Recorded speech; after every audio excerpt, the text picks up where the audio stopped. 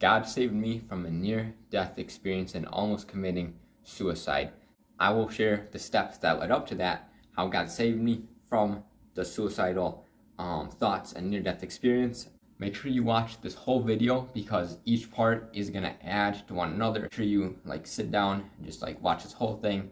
Don't pay attention to a notification. Watch this whole thing if you want to be impacted by it. I remember going to church, and I remember always being in the sermons and hearing the pastor preach, and I remember just feeling like the pastor was preaching to everybody, and it was very vague, and it didn't feel like he was preaching to me individually, and nobody really asked me where are you at individually with God. And I think that it was assumed that because I was taken into church and I went through I think VBS and Awana and stuff, and I memorized the verses and everything, that I was just going through the motions, that I was good with God. I also went to Christian school, middle school, but I feel like it was just assumed that I was good, but nobody really asked me individually what do you really believe? Do you really believe in this, or are you just going to these events because your family is and everything?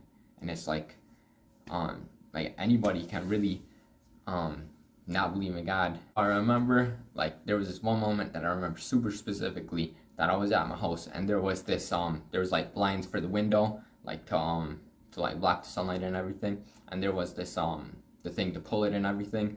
And I remember talking to God, and I was like, God, if you're real, then make this move. And I remember it was sort of moving, and I was thinking it was from the register below, and it was blowing wind, so it made the whole thing move. And I was like, well, that wasn't a really big movement, I think. And then I came to the conclusion, and I was like, I can't base, if this is real, I can't base the existence of God off of just this little thing moving. If it's not real, and if he could just say no too, he could be real and he could say no. So I'm just I'm not gonna leave it at that. So then I kept really just carrying this vague idea with me, and I went through questioning, I went through not knowing, and in this moment, and then it also gets more intense and more deeper of questioning later. So middle school hit, and I remember during that time I was really wondering what my place was in the world, and who I was, and what my role was in the world, and I really just wasn't sure what I was supposed to do or act in life, and I really did not understand meaning and purpose and my identity. So I was really just searching for that, and still not understanding who God was, still had this really vague idea of him, not sure if I believed him or not completely. I think I was really just going through a little bit of the motions, and I just wasn't sure completely. One of the messages in our culture, and that is maybe not said directly but also implied, is that our worth is in our work, and our purpose is in our performance. But that's not real. That's not the truth.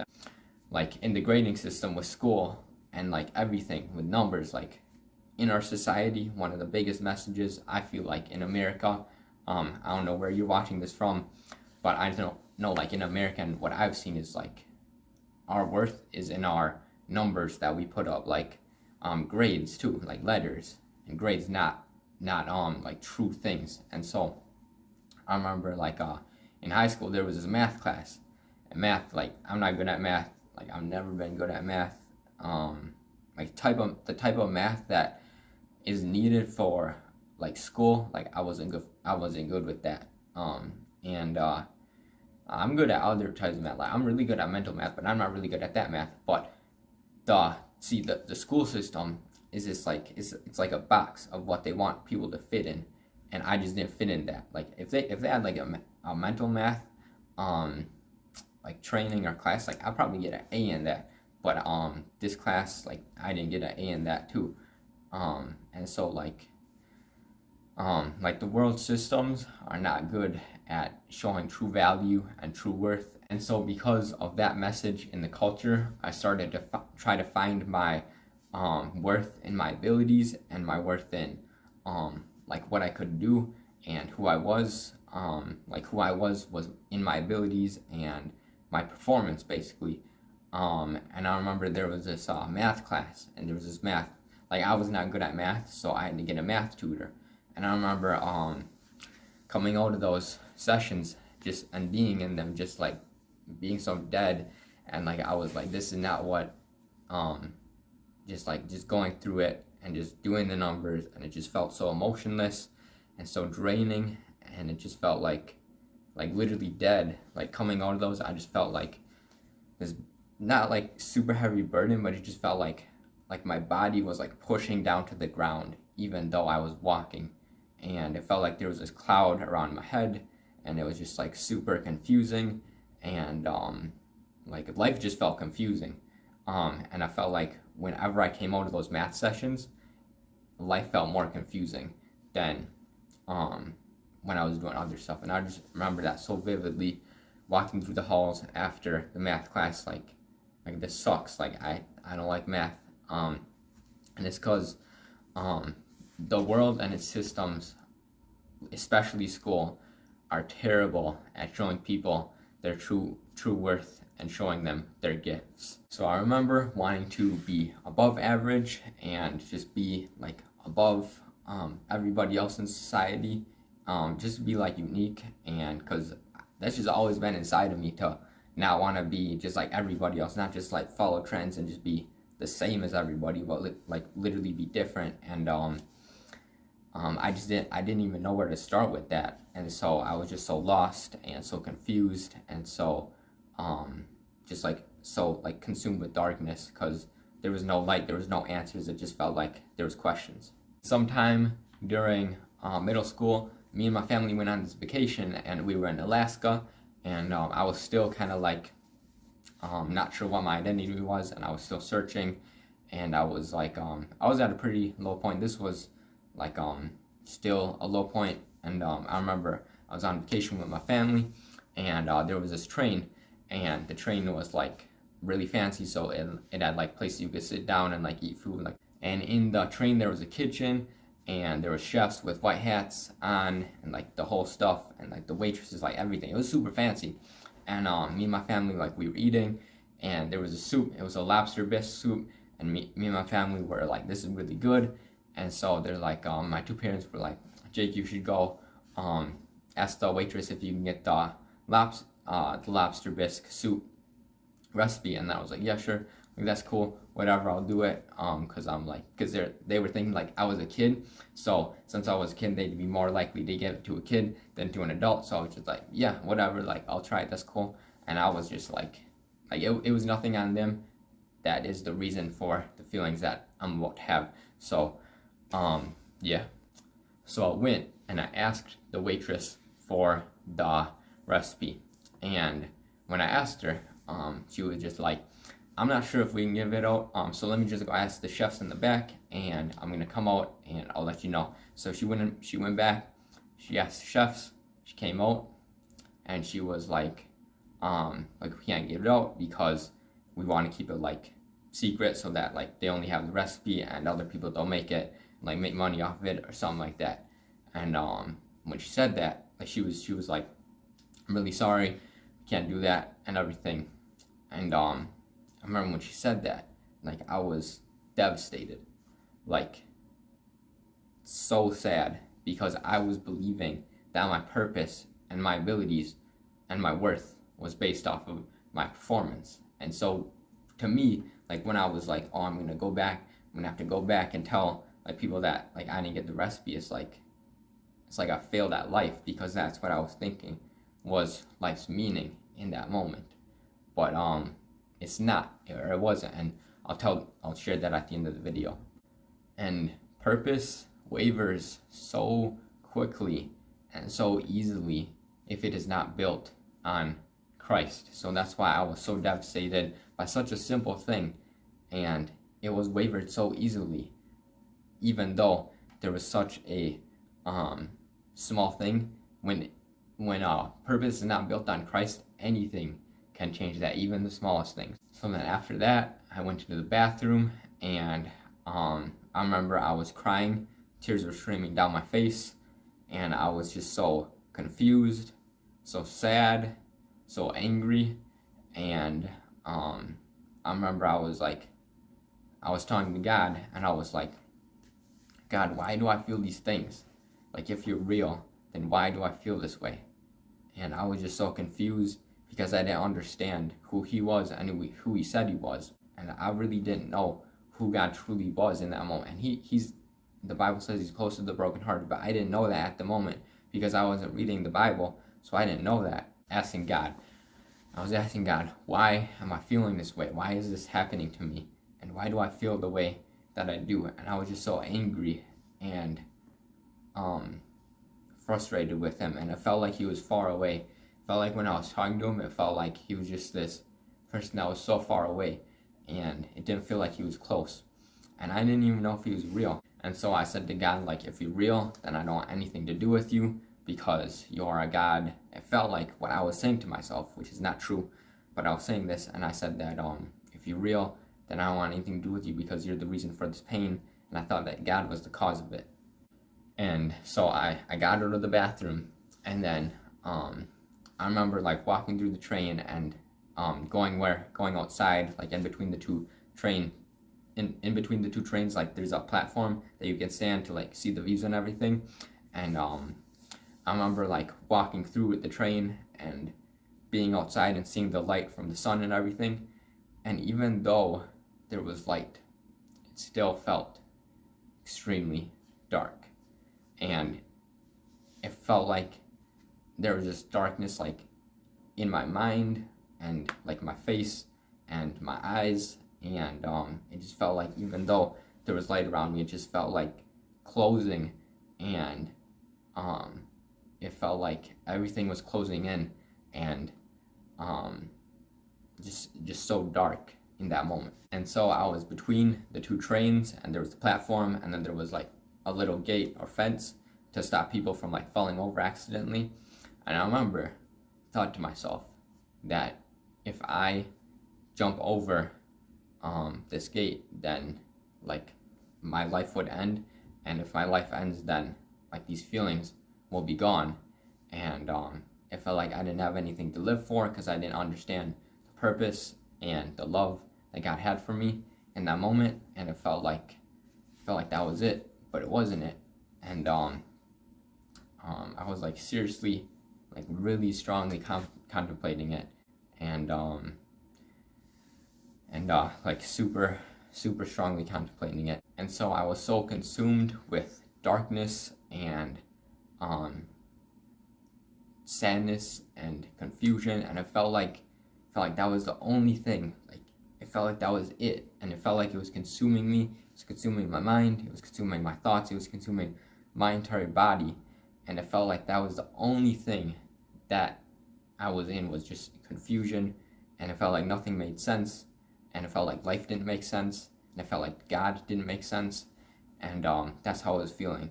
And then there was this moment where I had this thought, and it was like a shift from feeling confusion to understanding. And everything else before this has been lies that God, and I'll share at the end about how everything was a lie that I was thinking before. And so there was this moment where it was this interjection, and it was this thought that if I died, that my family would be sad that I died. And that was the only reason that I didn't do it, because I didn't want to hurt them and I didn't want to put them through pain. And it was in that moment that God showed me a truth, and the truth was that my family did love me, and that love brought me worth, and that brought me value. Everything else before was a lie. And so in that moment, God stepped in, and he was like, I'm going to show Jake the truth, because this is real and everything else is lie. Even though he said he didn't want me and he didn't want me in his life, I'm still going to do this for him. And that's how good God is. And later on I'll share more about like how he works and who he is. And it was like this separation from the darkness into the light, and it was in that moment that God stepped in and he put that thought into my mind, even though I was consumed with the thoughts and with the darkness that was being on my mind. So I'm going to share some verses about who God is and how he acts, and his identity. And after that, I'm going to share the most powerful experience that I've ever felt, and how God healed me from my feelings of lack of self-worth and all of that. 1 John 4:16 says that God is love. And it doesn't just say God shows his love to us out of his identity of being love. And in that, it's like he literally cannot change. Like, he is love. Like, that's who he is. It's not something that can change, and it's not something that is shown in some ways and shown in other ways. But it's like, it's who he is.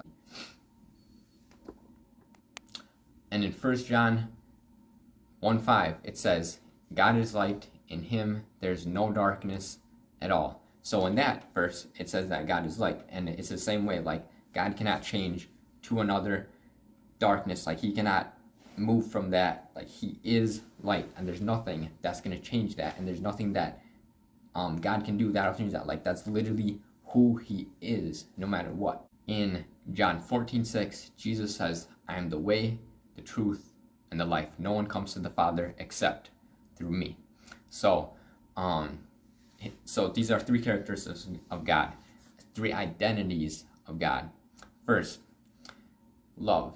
Second, light. And then Jesus says he is the life. There's two identities of God. One is that God is love, and then the second one is that God is light, and then the third one is Jesus, and he says that I am the life. So here are three ones that we see: two from God, one from Jesus, but both of them are the same. So really, it's kind of like both the same thing, but they also have unique roles.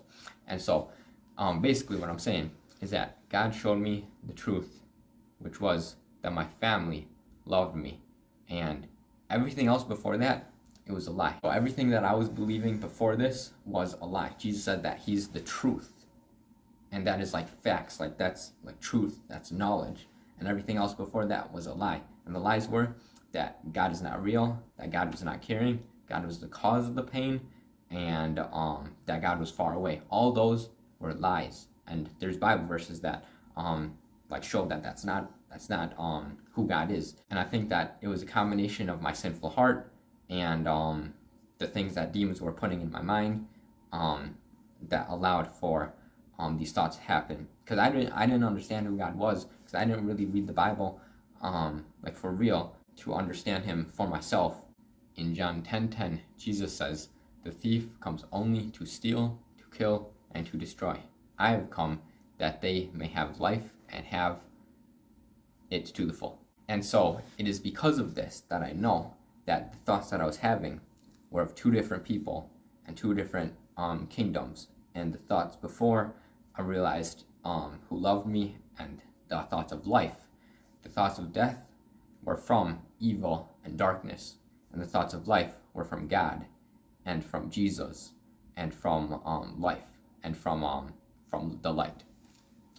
And so there was this contrast that happened when my mind shifted from death into life, and it was separated by the idea of love. So middle school ended and high school started, and I was having these thoughts of like still wondering, but I still I didn't have like suicidal thoughts, and those kind of like subsided, but I still was searching, and I wasn't sure, and I was kind of going through the motions about like being in a Christian school and just going to church, and I really wasn't like committing to it, but I wasn't having like thoughts of suicide either. So kind of like in the middle, basically between darkness and light.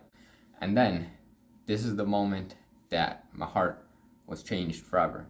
And there's youth group event, and the pastor was speaking, and he read a verse out of 1 John 1:5-7. Okay, so 1 John 1:5-7. I'm gonna read it out of my Bible, and it says this: this is the message we have heard from him and declare to you. God is light, in him there's no darkness at all. If we claim to have fellowship with him and yet walk in the darkness, we lie and do not live out the truth. Then in verse 7, it says, but if we walk in the light as he is in the light, we have fellowship with one another, and the blood of Jesus, his son, purifies us from all sin. So after he said that, and after I heard that, I was instantly convicted of following God halfway. And I was like, I've been halfway in the darkness and halfway in the light, and I want to be 100% in the light. And I was like I realized that in that moment, hearing that verse, I realized that. And so hearing that, I was like, I said to God, I said a prayer on the spot. After I heard that, then I was like, God, I'm done following you halfway. I'm done being halfway in the darkness and halfway in the light. I want to be 100% in the light. And that was basically what I said. And then after I said that, I felt the most powerful thing I've ever experienced. And in my heart, in my chest, there was like this circling around my heart, and it felt like my heart was being changed and like it was being healed and renewed. It felt like it was being restored and renewed in that moment, and it felt like it was just this deep joy and emotional experience, and deep healing experience when I gave my life to God, and when I decided that I wanted to be 100% committed to the light.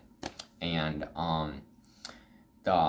was the most powerful thing that I've ever experienced, and the most meaningful and the best thing that I've ever experienced. And it followed the moment that I decided to commit my life to God. And I know it's not the same for everybody. Some people do it and they're not super emotional about it. That's okay. I'm not saying like that's a bad thing. I'm just saying like this is what happened to me. And if some people just give their life to God, and it's like it's not emotional, but it will change your life.